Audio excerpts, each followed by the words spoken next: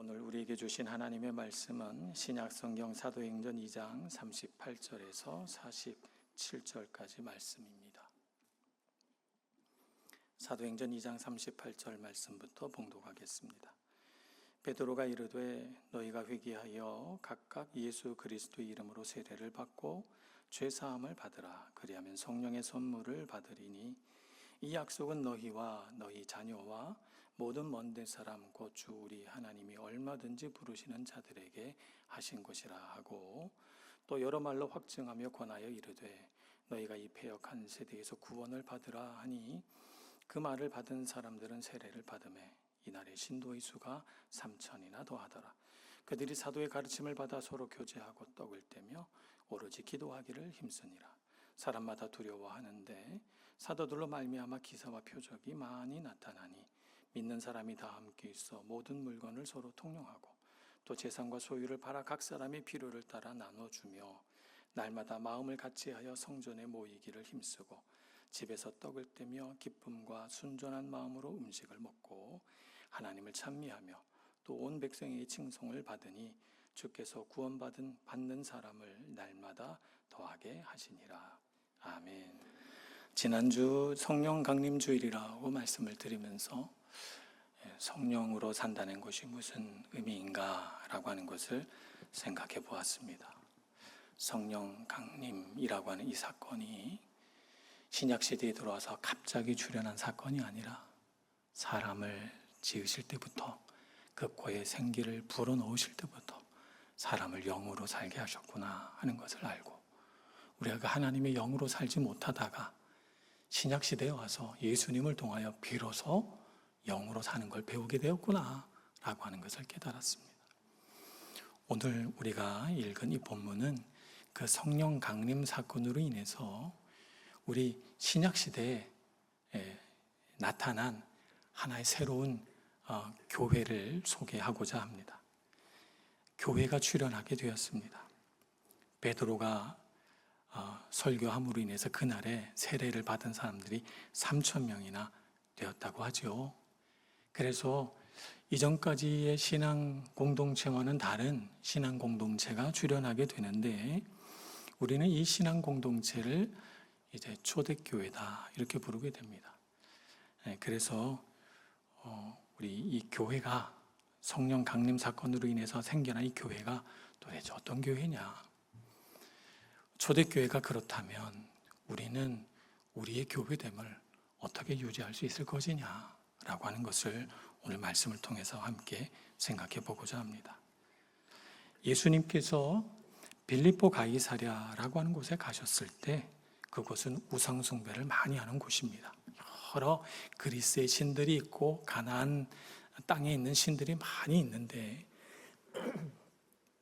이 신들에게 제사 지내는 것을 보시다가 예수님이 갑자기 제자들에게 이렇게 물어봅니다. 사람들이 인자를 누구라 하느냐 이렇게 물어봅니다. 그랬더니 제자들이 막 신이 나서 엘리야라고도 합니다. 선지자라고도 합니다. 그리스도라고도 합니다. 이렇게 여러 가지 얘기들을 해요.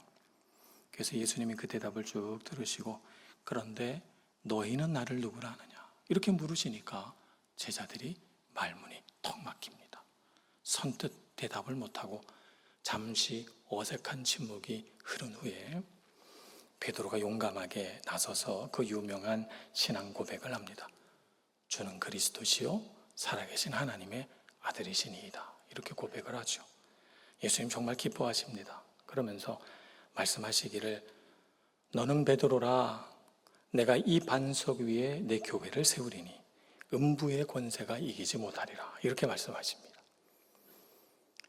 베드로, 페트로스라고 하는 이 헬라어는 작은 돌 이런 걸 말하는데, 반석이라는 말은 페트라라고 해서 발음이 비슷합니다. 재질도 작은 돌이나 큰 바위나 똑같은 돌이니까요. 그래서 너는 베드로라, 너는 페트로스라. 그래서 나는 이 페트라 위에 교회를 세우겠다. 이렇게 하나님 말씀하신 겁니다. 그래서 이 말씀을 가지고 로마 가톨릭 교회는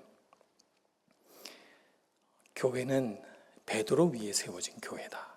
그래서 로마에 있는 성 베드로 교회가 수위권 교회고, 그래서 이 교회 권위 위에 성 베드로 성당이라고 하는 이 교회 권위 위에 그 권위 아래 다른 모든 교회가 순종해야 된다라고 하는 것이 로마 가톨릭의 주장입니다. 그런데 예수님께서 베드로에게 하신 말씀을 가만 살펴보면 좀 다르게 해석할 수 있다는 것을 알게 됩니다. 이 반석을 베드로라고 하는 한 개인에 대한 칭찬으로 너에게 교회를 선물로 줄게 라고 하신 거 아니라는 것을 알게 되죠. 마태복음 16장 17절에서 예수님께서 이렇게 말씀하시기 때문입니다. 바요나 시몬아 내가 복이 있도다. 이를 내게 알게 하신 이는 혈육이 아니요 하늘에 계신 내 아버지시니라. 이 말씀의 의미를 보면 베드로라고 하는 사람의 능력이나 그 사람이 가진 지식으로 이런 고백을 하게 된 것이 아니라 하나님께서 알게 해주셔서 하나님이 그 마음에 깨달음 주셔서 그가 고백하게 된 것이다. 이런 의미이죠.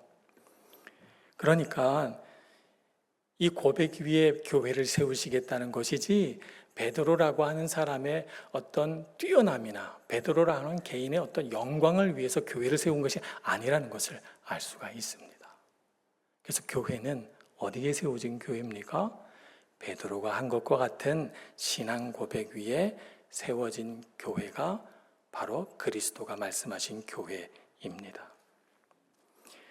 예수님을 그리스도와 하나님의 아들로 깨닫게 해주시는 분은 하나님이십니다. 사람은 설령 그것을 고백한다 할지라도 자기가 자랑할 것은 없습니다. 깨닫게 해주시는 분은 주님이시기 때문이죠. 주님께서 깨닫게 해주셔서 베드로가 주는 그리스도시요 살아계신 하나님의 아들이십니다. 이렇게 고백한 것입니다. 예수님은 세계에서 가장 유명한 분 가운데 한 분이시죠. 세상에서 예수님을 모르는 사람이 거의 없을 것입니다. 그런데 예수님을 안다고 해서 예수님을 믿는 것은 아니죠. 교회는 어떤 사람들이 모인 곳입니까? 예수님을 아는 사람이 모인 곳이 아닙니다. 교회는 예수님을 믿는 사람들이 모인 곳입니다. 그러니까 교회에서 가장 중요한 본질, 교회를 세우는 기초가 뭡니까? 예수님을 구주로 믿는, 예수님을 하나님의 아들이요 그리스도라고 믿는 이 신앙 고백이 교회의 기초입니다. 물론 교회는 이래야 된다, 교회가 이랬으면 좋겠다라고 하는 바람은 많이 있습니다. 그런 기대가 있죠. 교회에 사랑이 많았으면 좋겠다. 교회가 세상에서 착한 일들을 많이 했으면 좋겠다. 어려운 사람들을 도와주어라. 교회에서 세상에 필요한 실질적인 교육이나 강의 같은 걸 해라. 예배가 더 은혜로웠으면 좋겠다. 서로 교제하는 프로그램이 있었으면 좋겠다. 전도나 선교에 더 열심을 기울였으면 좋겠다 등등 제가 여기 밀라노에 와서 받았던 그 많은 질문들을 제가 여기 나열한 겁니다. 저한테 그런 요구들을 하시더라고요. 이렇게 교회에 대한 다양한 의견도 있습니다. 교회에 대한 다양한 기대들이 있습니다. 그런데 제가 말씀드린 것들이 교회의 본질은 아닙니다. 그죠? 교회가 교회로 이름을 얻으려면 무엇이 필요합니까? 신앙 고백이 필요합니다. 신앙 고백이 없으면 성도가 아닙니다. 신앙 고백이 없는 성도들이 모인 곳은 교회가 아닙니다. 신앙 고백이 없는 성도들이 모여서 좋은 일을 하는 그런 봉사단체가 있죠.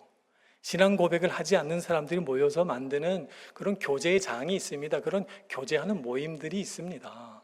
그런데 그런 봉사단체나 그런 사람들의 교제 모임을 교회라고 부르진 않습니다.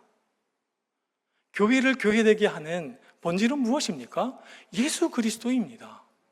예수 그리스도를 믿고 그 믿음을 자기의 신앙으로 고백하는 사람들이 모였을 때 그곳을 교회라고 합니다. 그러니 교회에 대한 여러 가지 기대도 있고 이랬으면 좋겠다 저랬으면 좋겠다 많은 요구들이 있지만 현실적으로 교회가 그것들 다 감당하기는 어렵고 정말 교회가 붙들고 놓지 말아야 할 이 시대에 중요한 교회의 기초는 베드로와 같은 신앙 고백이 있는 교회가 되는 것입니다.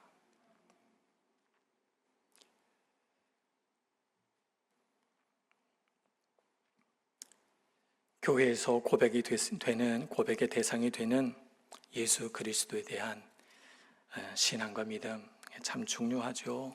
성도란 어떤 사람입니까? 성도란 베드로와 같은 사람이 되는 것입니다.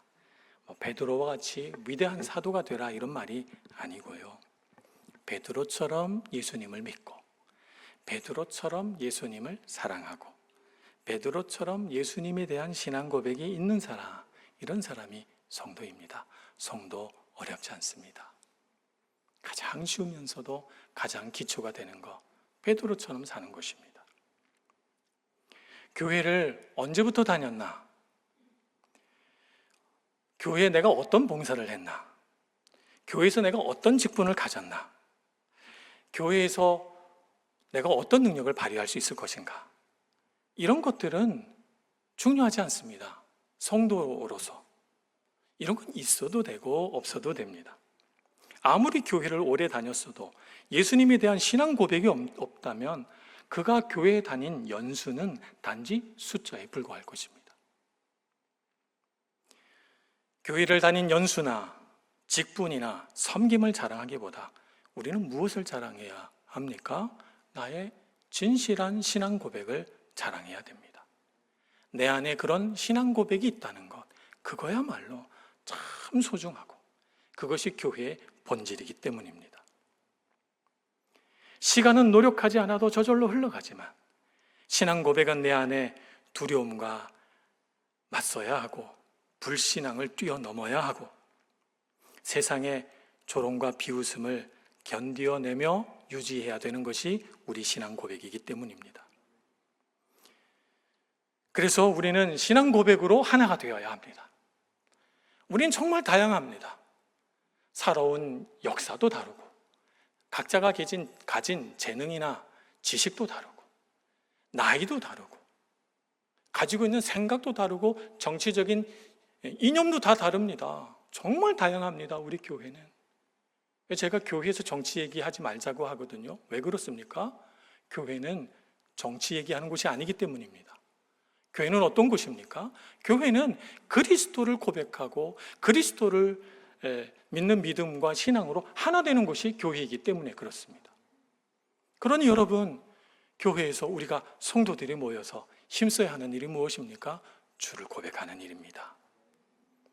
내가 경험한 예수 그리스도, 내가 믿는 예수 그리스도를 고백하고 이야기하는 신앙 고백이 풍성한 교회가 되기를 소망합니다.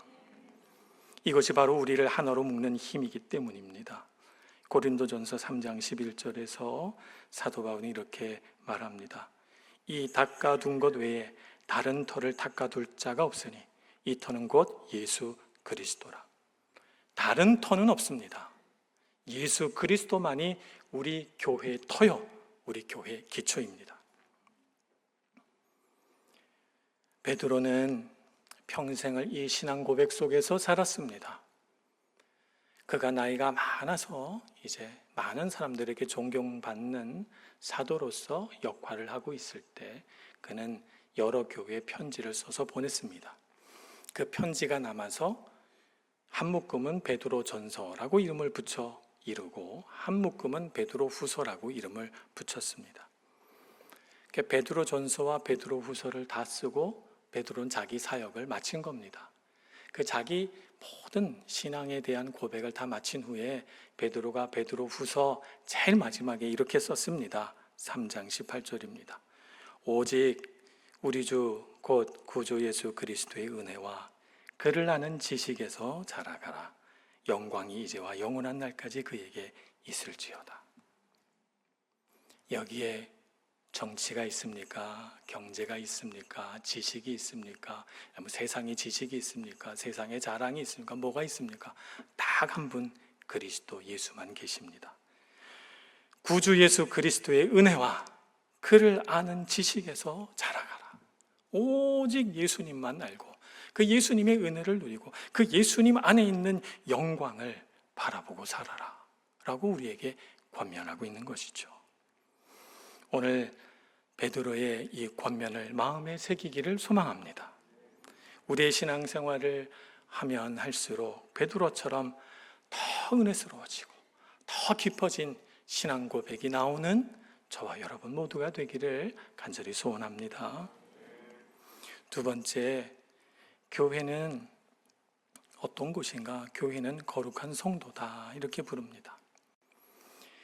구약 성경에서 성전이라고 부르던 장소를 신약 성경에서는 교회라고 하는 이름으로 부릅니다.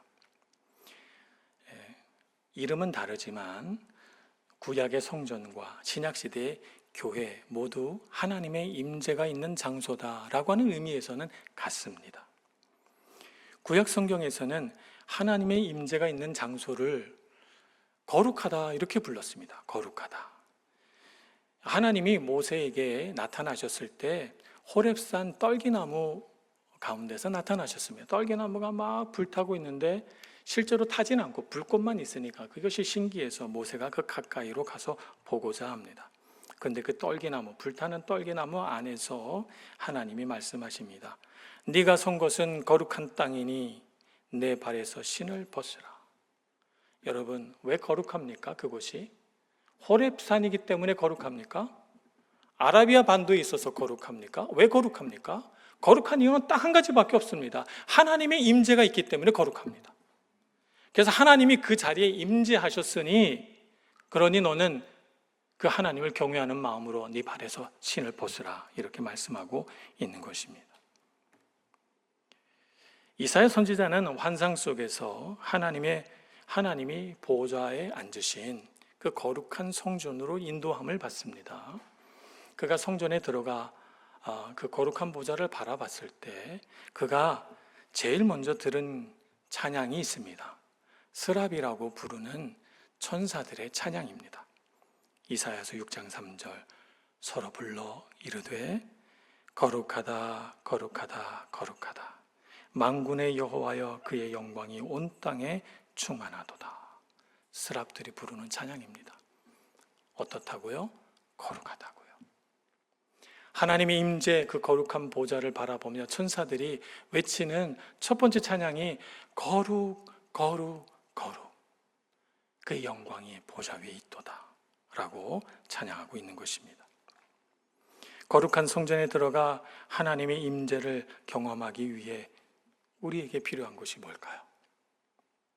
레위기 11장 45절에서는 하나님께서 이렇게 말씀하십니다. 내가 거룩하니 너희도 거룩할지어다. 믿는 자에게 하나님께서 요구하시는 것이 무엇입니까?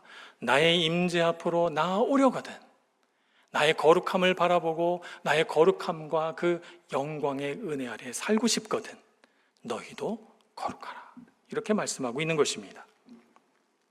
베드로 사도는 이 말씀을 인용해서 오늘날 하나님의 임재가 있는 교회에서도 가장 필요한 것이 거룩함이라고 가르치셨습니다. 베드로전서 1장 15절 16절 말씀입니다. 오직 너희를 부르신 거룩한 이처럼 너희도 모든 행실에 거룩한 자가 되라. 기록되었으되 내가 거룩하니 너희도 거룩할지어다 하셨느니라. 우리 믿는 자에게 요구되는 것이 무엇입니까? 거룩입니다. 자, 그렇다면 우리는 어떻게 해야 거룩해질 수 있습니까? 구약 시대에는 희생 제사를 통해서 거룩해졌습니다. 동물의 피를 받아서 제단에 뿌리고 그 동물의 살을 베어서 제단에서 불태우면서 우리가 그 피와 그 살이 타는 것을 보면서 나의 죄 때문에 나도 저 제단 위에서 저렇게 태워져야 할 불쌍한 인생이지만 주님께서 이 동물에게 나의 모든 죄를 전가하셔서 나를 용서해 주셨구나 하고 주님, 제가 주님의 은혜로 깨끗해졌습니다. 그것이 희생 제사입니다. 이렇게 제사를 통해서 깨끗해진 자만이 거룩하신 주님의 임재 앞으로 나아갈 수 있었죠. 그런데 신약 시대에 와서 더 이상 희생 제사를 드리지 않게 되었습니다. 필요 없게 되었습니다. 왜입니까? 히브리서 9장 11절 12절에서 설명해 주십니다. 그리스도께서는 장래 좋은 일의 대제사장으로서 오사 손으로 짓지 아니한 것 곧 이 창조에 속하지 아니한 더 크고 온전한 장막으로 말미암아 염소와 송아지의 피로 하지 아니하고 오직 자기의 피로 영원한 속죄를 이루사 단번에 성소에 들어가셨느니라. 예수님께서 교회를 세우셨는데 이 교회를 히브리서는 어떻게 표현하는가 하면 손으로 짓지 아니한 성전, 곧 이 창조, 하나님께서 만들어 놓으신 이 피조물로 지어진 성전이 아니라 이 창조에 속하지 아니한 더 크고 온전한 장막으로 우리를 인도하시는데, 어떻게 인도하시는가? 그 영원하신 하나님의 처소, 하나님의 임재가 있는 장막으로 우리를 인도하실 때 자기의 피로 영원한 속죄를 이루사 단번에 성소에 들어가도록 우리를 인도해 주셨다는 거예요. 말하자면 예수님께서 십자가에서 흘리신 피가 바로 우리를 위한 희생 제사요, 우리는 그분의 피로 죄사함을 얻게 되었고, 그분의 피가 우리에게 영원한 속죄를 이루어서 한 번의 제사로 하나님 앞에 나아가게 되었다는 거예요. 얼마나 감사한 일입니까? 그래서 고린도후서 7장 1절은 이렇게 우리에게 말씀합니다. 그런즉 사랑하는 자들아, 이 약속을 가진 우리는 하나님을 두려워하는 가운데서 거룩함을 이루어 육과 영의 온갖 더러운 것에서 자신을 깨끗하게 하자. 하나님의 임재 앞에 그리스도께서 자신을 희생 제물로 드리셨으니 그분의 희생이 헛되지 않게 하기 위하여 우리가 거룩하게 되자라고 말하고 있는 것입니다. 그러면 거룩하게 되려면 어떻게 해야 되는가? 바로 우리의 죄를 십자가 앞에서 회개하는 것입니다. 십자가 앞에서 우리 죄를 고백하고 우리 죄를 씻어주소서 할 때 그분의 십자가의 보혈이 우리 마음에 흘러서 우리를 깨끗이 씻으시고 우리를 거룩하게 해주시는 것입니다. 그래서 제가 우리 찬양팀에게 늘 부탁하는 말씀이 우리 십자가 찬양을 먼저 하자, 이렇게 말하는 것입니다. 십자가 찬양을 해서 마음을 씻고 주님 앞에 나아가는 것이죠. 우리가 짓는 죄들은 어떤 것들이 있을까요? 우리 그리스도인들 가운데 행위로 죄를 짓는 사람들은 잘 없는 것 같아요. 예를 들자면 폭행이라든가 소매치기라든가 혹은 강도라든가 도둑질 같은 이런 행위로 죄를 짓는 그런 그리스도인들은 거의 없습니다. 오늘 우리 그리스도인들이 짓는 죄들의 대부분은 어떤 죄들입니까? 말로 짓는 죄들입니다. 다 말로 짓는 죄들입니다. 사도행전 2장의 베드로의 설교를 들은 사람들은 자신의 죄를 깨달아 마음이 찔렸다, 이렇게 37절에 기록하고 있습니다. 이들은 예수님을 십자가에 못 박은 사람들이 아닙니다. 그들의 손에 망치를 들고 예수님 못 박지 않았습니다. 그들은 어떻게 했습니까? 단지 십자가에 못 박게 하소서라고 말했을 뿐입니다. 말로 죄를 지은 것이지 그들이 자기 손으로, 자기 행위로 지은 죄가 아닙니다. 그런데 그렇게 예수님을 놓고 십자가에 못 박게 하소서라고 말한 것이 그들에게는 나름대로 다 이유가 있었습니다.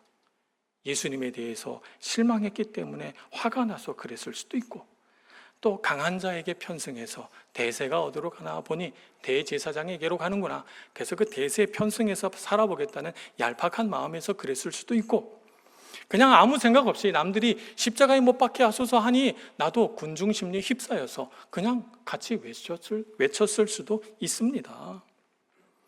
그런데 이제 어떤 이유로 그렇게 말한 것이든 지금 그들이 깨닫는 건 뭐예요? 그 말이 얼마나 부끄러운 말인가, 얼마나 큰 죄인가 하는 것을 깨달은 겁니다. 베드로의 설교를 듣고 말이죠.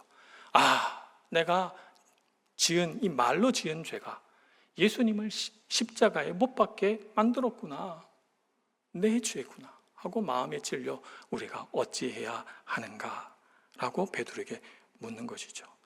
그래서 베드로가 어떻게 대답합니까? 오늘 38절, 너희가 회개하여 각각 예수 그리스도의 이름으로 세례를 받고 죄사함을 받으라. 회개하고 그리스도의 보혈로 씻고 죄사함을 받고 그분의 은혜 안으로 들어오라 라고 말씀하고 있는 것입니다. 교회는 참 말이 많은 곳입니다. 사람들이 많이 모인 곳이니 어찌 말이 없겠습니까? 말 때문에 은혜 받고 감동도 받고 기뻐하는 곳이기도 하고, 말 때문에 상처받고 괴로워하는 곳이기도 합니다. 우리가 회개해야 할 죄가 무엇입니까? 말의 죄입니다. 말의 죄로부터 돌아서는 저와 여러분 되기를 소망합니다. 입술로 죄짓지 않는 사람이 없습니다. 누가 자기 입술로 죄짓지 않는 사람이 있겠습니까? 저도 마찬가지고 여러분도 마찬가지입니다. 그런데 주님께서 우리에게 하나님의 임재를 경험하기 위해서는 거룩하여라, 거룩하기 위해서는 회개하고 그리스도의 보혈로 씻으라 말씀하셨으니, 우리가 주님의 교회와 앞에 와서 주님의 임재를 누리기 전에 먼저 무엇부터 해야 됩니까? 내 입술의 죄부터 회개하고 내 입술의 주의 거룩함이 있게 해야 되겠습니다. 하나님의 임재 앞에 선 이사야 선지자가 그 거룩하신 주님의 보좌를 바라보다가 문득 이렇게 탄식합니다. 화로다 나여 망하게 되었도다. 나는 입술이 부정한 사람이요 나는 입술이 부정한 백성 중에 거주하면서 만군의 여호와이신 왕을 배웠음이로다 하고 탄식합니다. 이 탄식이 우리 마음에도 필요한 줄로 믿습니다. 하나님이 우리에게 원하시는 거룩은 다른 거룩이 아니라 우리 입술의 거룩함입니다. 거룩하신 하나님의 임재 앞에 서기 전에 내 입술을 그리스도의 보혈로 씻고 거룩한 입술로 주님을 찬양하기를 소원합니다. 예수님은 우리에게 이렇게 말씀하셨습니다. 사람의 입으로 들어가는 것이 사람을 더럽게 하는 것이 아니라 사람의 마음에서 나오는 그것이 그 입술을 더럽게 한다라고 가르치셨습니다. 하나님의 임재 앞에 서서 우리는 우리 입으로 하나님을 찬양하고 우리 입으로 거룩하신 하나님을 향하여 기도합니다. 우리 입술이 부정하다면 우리가 하는 찬양은 누구에게 가며 우리가 드리는 기도는 누가 받으신다는 말입니까? 그러니 먼저 우리 입술이 정결하고 거룩해야 되는 줄로 믿습니다. 하나님의 임재 앞에 나가기 전에 먼저 우리 입술의 죄를 회개해야 되겠습니다. 다른 사람을 시기하고 질투해서 말했던 가시돋친 말들, 나의 죄보다 다른 사람의 죄가 더 크게 보여서 부끄럼 없이 비판했던 말들, 사실을 확인해 보지도 않고 그럴 것 같아서 아무 생각 없이 다른 사람을 좋지 않게 말한 그 무심한 말들, 나의 이익을 위해서 이 정도는 괜찮겠지 생각하고 한 작은 거짓말들, 다른 사람이 불편할지 알면서도 거침없이 했던 나의 무례한 말들, 이 모든 것이 우리의 죄입니다. 이 시간 우리 입술의 죄를 그리스도의 보혈로 씻어내기를 소망합니다. 우리 입술에 주님을 향한 아름다운 말을 채워넣기를 소망합니다. 주님이 가르쳐 주시는 말로 우리 입술을 채우고, 주님께서 우리를 위로하시는 위로로 우리의 입술을 채우고, 주님께서 말씀하신 그 거룩하신 말씀으로 채우고, 생명 있는 말씀으로 채우고, 지혜로운 말씀으로 채우고, 우리 입술에 하나님의 말씀을 가득 담아서 우리 말을 듣는 자들에게 하나님의 능력과 영광과 그 은혜와 사랑을 흘려보내는 사람 되기를 소망합니다. 그것이 우리가 교회를 이루는 까닭입니다. 이것이 우리의 거룩함입니다. 오늘 하루만이라도 주님 앞에서 우리 입술을 다 씻고 우리가 교회에 머무는 이 시간만이라도 거룩한 말, 아름다운 말, 하나님의 능력과 영광을 드러내는 말로 서로 격려하는 저와 여러분 되기를 간절히 소원합니다. 기도하겠습니다. 자비로우신 하나님, 우리 가운데 계셔서 우리의 예배를 받으시는 주님께 찬양과 경배를 올려드립니다. 우리의 이 연약하고 죄 많은 입술로 주님 앞에 예배하고자 하오니 주여 우리를 씻어 정결케 하여 주옵소서. 주의 거룩한 말씀으로 우리 마음과 생각을, 우리 입술을 가득 채워주셔서 은혜로운 말로 주의 성도를 격려하게 해주시고 거룩한 말로 주의 성전, 주의 교회 세워가게 해 주옵소서. 예수님의 이름으로 기도합니다. 아멘.